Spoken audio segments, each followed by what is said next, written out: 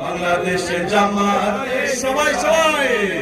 বাংলাদেশে জামাতে ইসলামী বাংলাদেশে জামাতে ইসলামী সব হারা মানুষ আর কাঁদবে না ভিখারির মতো হাত পাতবে না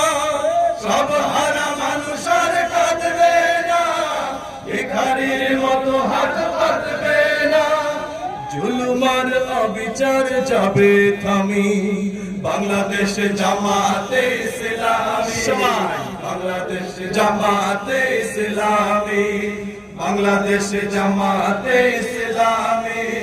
বাংলাদেশে জামাতে ইসলামী